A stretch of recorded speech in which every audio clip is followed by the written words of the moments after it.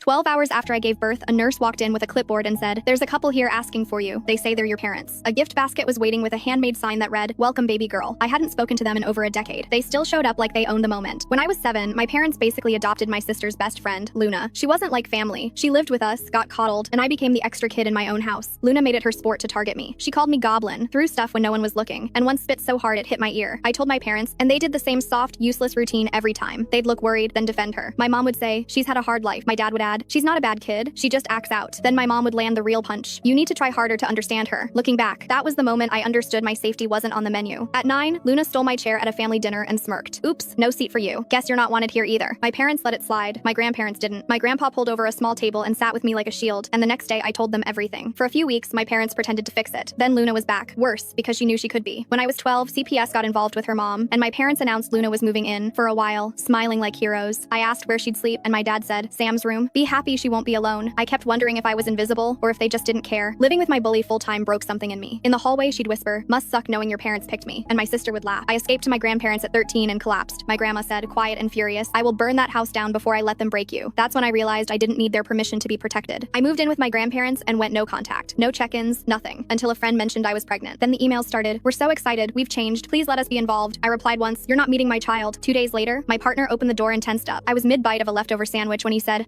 there's a couple here. They say they're your parents." My mom held a pink baby gift bag with a giraffe on it, and my dad did a shaky, almost crying face I'd never seen before. I couldn't tell if it was real or rehearsed. "We were in the area," my mom said. "She tried. Maybe the baby shower?" I said, "You raised Luna. Go be grandparents to her kid." I shut the door, and I cried afterward, not sad, just hollow. I didn't feel guilty for choosing myself. Then Luna rewrote the past on Facebook, posting about her trauma and how my parents raised her like their own, while I made it hard. My parents commented, "Always our girl." I commented back that she spat on me, threw things, and laughed when I cried. Luna DM'd me one line, "Still jealous. No apology, no growth." My sister showed up next, pushing an envelope of letters and a gift card like paper could erase years. When she warned I'd be